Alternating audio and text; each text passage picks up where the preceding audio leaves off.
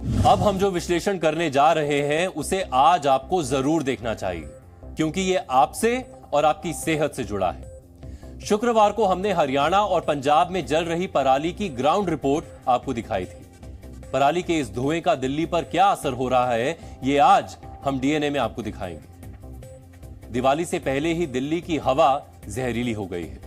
राजधानी दिल्ली में वायु प्रदूषण बहुत तेजी से बढ़ रहा है।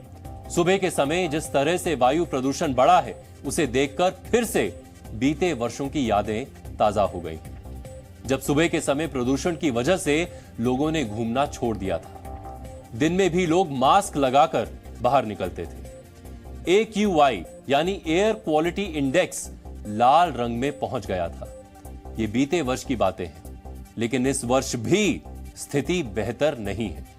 ऐसा हम क्यों कह रहे हैं, आज हम इसको सबूत के साथ आपके सामने रखेंगे। इसीलिए मैंने इस विश्लेषण की शुरुआत करते हुए सबसे पहले यही कहा था कि आज आपको हमारा यह विश्लेषण जरूर देखना चाहिए, क्योंकि यह आपकी सेहत से जुड़ा मुद्दा है। हम आज आपको दिल्ली के अलग अलग इलाकों का AQI भी दिखाएंगे, लेकिन पहले आपको AQI यानी एयर क्वालिटी इंडेक्स के बारे में बताते हैं। 0 से 50 अच्छा, गुड यानी साफ हवा है। 51 से 100 संतोषजनक, सैटिस्फैक्टरी, यह भी ठीक है। 101 से 200 मध्यम स्तर यानी मॉडरेट। 201 से 300 खराब यानी पुअर। दिल्ली के ज्यादातर इलाकों में इस वक्त प्रदूषण इसी श्रेणी में है। 301 से 400 बेहद खराब यानी वेरी पुअर, और 401 से 500 गंभीर स्तर यानी सिवियर। दिल्ली के कई इलाकों में AQI लाल रंग में दिख रहा है। अब दिल्ली के कुछ इलाकों का AQI देखिए। जो AQI में आपको दिखा रहा हूं वो आज सुबह 7 बजे का है। दिल्ली के बवाना में आज सुबह 7 बजे AQI 330 था, यानी बहुत खराब श्रेणी में। जहांगीरपुरी में AQI 348 दर्ज किया गया, यानी यहां भी प्रदूषण बहुत ज्यादा था। ITO पर भी प्रदूषण खराब श्रेणी में था। यहां प्रदूषण का स्तर 312 दर्ज किया गया।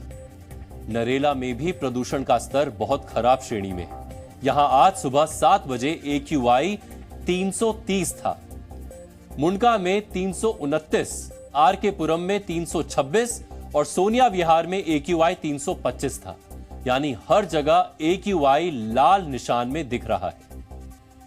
आपके मन में भी यह सवाल आ रहा होगा कि हर वर्ष दिल्ली पर प्रदूषण का अटैक क्यों होता है, हर वर्ष दिल्ली में प्रदूषण का लॉकडाउन क्यों लगता है। अब हम आपको इसकी वजह भी बताते हैं। दिल्ली NCR की वायु गुणवत्ता खराब होने के पीछे कई कारण हैं। इनमें पहला कारण है दिल्ली में दौड़ते वाहन, दूसरा कारण है फैक्ट्रियों से निकलने वाला धुआं, तीसरा कारण है कंस्ट्रक्शन की वजह से पैदा हो रही धूल, और चौथा कारण है दिल्ली के आसपास के राज्यों में जल रही पराली। ये वो कारण है जिनकी वजह से दिल्ली में हर वर्ष प्रदूषण वाला लॉकडाउन लगता है। दिल्ली सरकार ने इस समस्या से निपटने के लिए फिर से ग्रेडेड रिस्पॉन्स एक्शन प्लान यानी ग्रैप के स्टेज 2 को लागू किया है। इसमें अब कई बदलाव होंगे। प्रदूषण को कम करने के लिए ग्रैप के स्टेज 2 में पार्किंग चार्ज बढ़ा दिया गया है। CNG इलेक्ट्रिक बसेस, मेट्रो सेवाओं को बढ़ाने का निर्देश दिया गया है। दिल्ली के बड़े चौक पर ट्रैफिक पुलिस की तैनाती बढ़ेगी ताकि जाम ना लगे।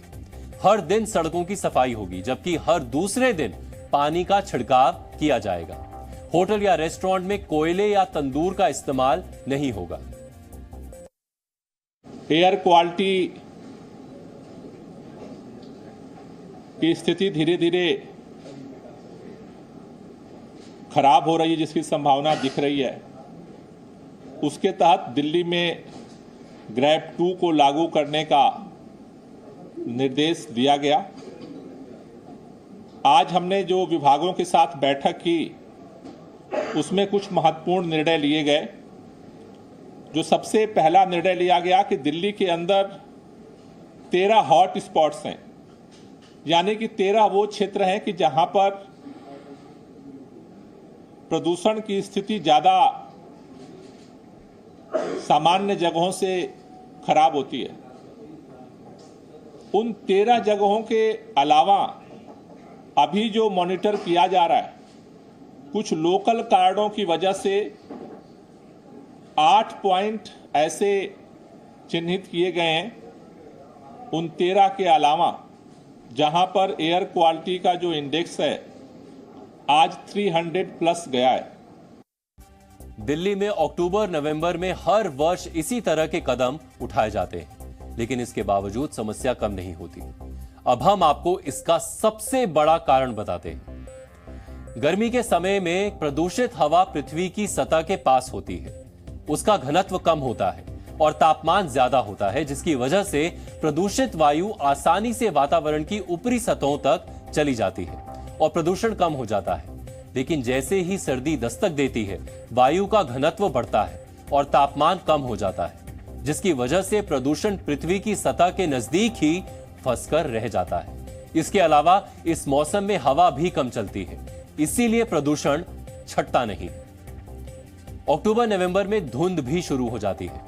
ये धुंध धुएं के साथ मिलकर स्मॉग बन जाती है, जो ना सिर्फ विजिबिलिटी को कम करती है बल्कि कई तरह की बीमारियों का कारण भी बनती है।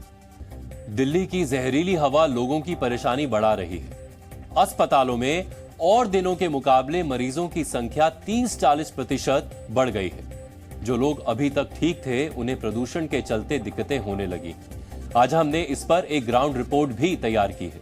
इस ग्राउंड रिपोर्ट को आज आपको जरूर देखना चाहिए, क्योंकि इस रिपोर्ट से आपको पता चलेगा कि दिल्ली धीरे धीरे फिर से कैसे गैस चैम्बर बनने लगी।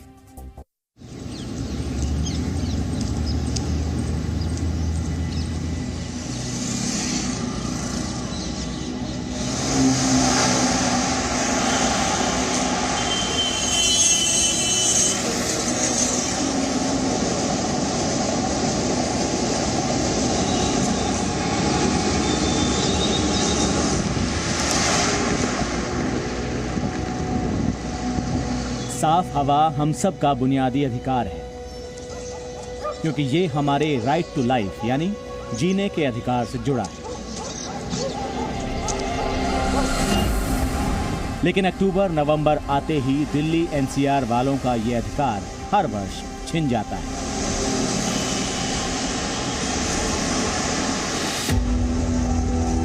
दिल्ली एनसीआर में मौसम बदल रहा है, गर्मी जा रही है और हल्की हल्की ठंड आ रही है।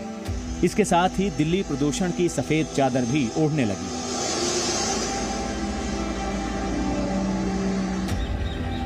ना चाहते हुए भी दिल्ली एनसीआर के लोग इस धीमे जहर को हर सांस के साथ अपने अंदर ले रहे हैं।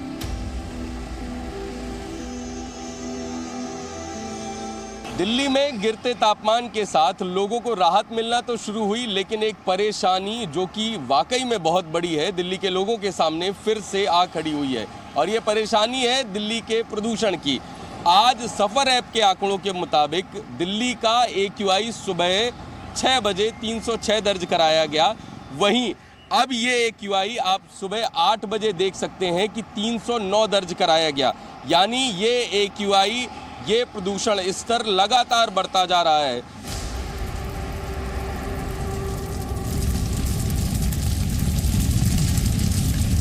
दिल्ली के पड़ोसी राज्यों में जलती पराली, दिल्ली एनसीआर में हो रहा कंस्ट्रक्शन, गाड़ियों की बढ़ती संख्या इस मुसीबत को हर वर्ष बढ़ाती है।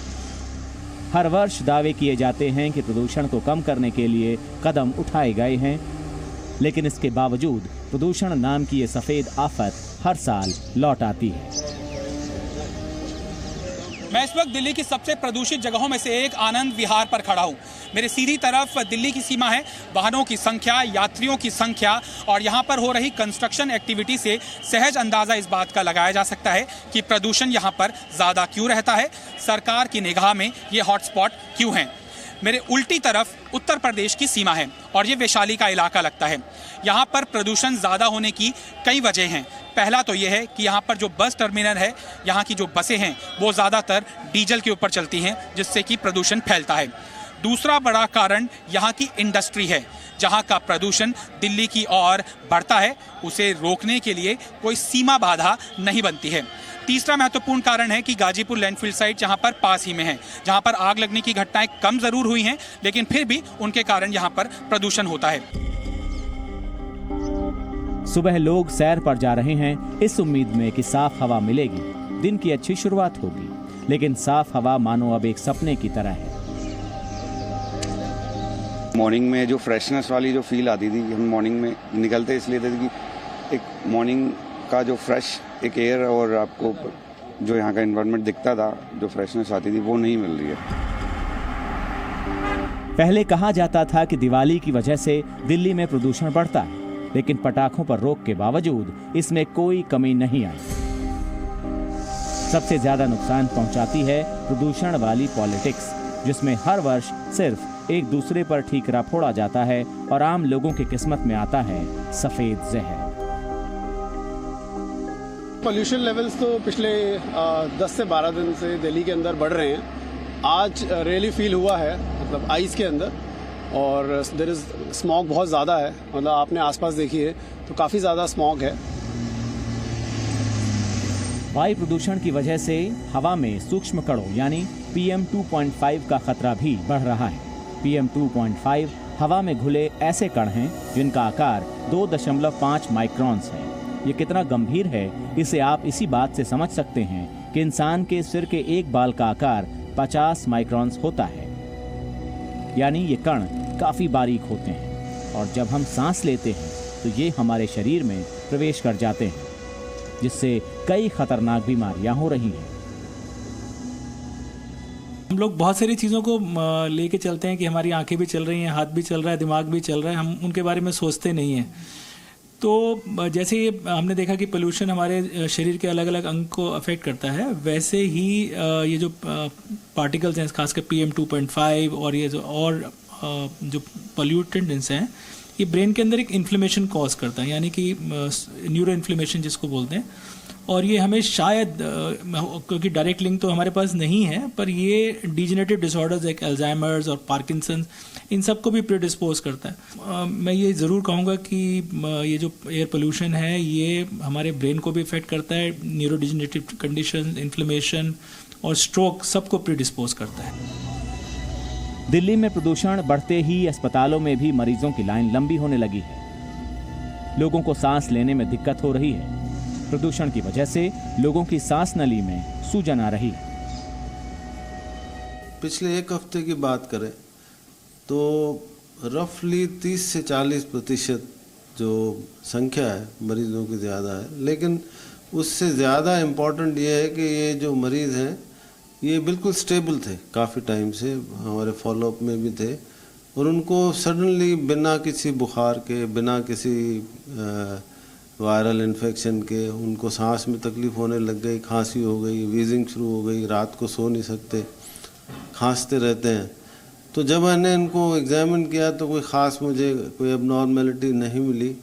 फिर एक्सरे कराया, एक्सरे भी ठीक था। जब एक टेस्ट किया जिसको हम फिनो टेस्ट कहते हैं, fraction of exhaled nitric oxide, ये एक एडवांस टेस्ट होता है जो कि एयरवे इन्फ्लामेशन, जो हवा की नलियों में सूजन होती है, उसका मेजर होता है। तो उन सभी मरीजों का ये टेस्ट बहुत ज़्यादा था। तो मैं ये साइंटिफिकली, वैज्ञानिक तौर पे कह सकता हूँ कि इनके एयरवे में इन्फ्लामेशन हुआ, और मेरे थॉट प्रोसेस के हिसाब से ये वायु प्रदूषण की वजह से है।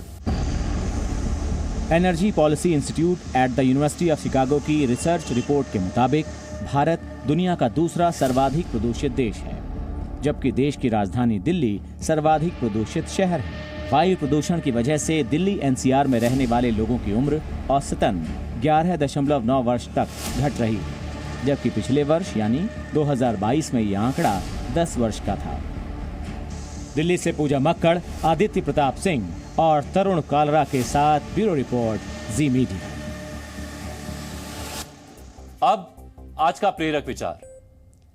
बिजनेसमैन स्टीव जॉब्स ने कहा था, इस पृथ्वी पर हर व्यक्ति का समय सीमित है, इसीलिए इस जीवन को किसी और के अनुसार जीकर व्यर्थ ना करें।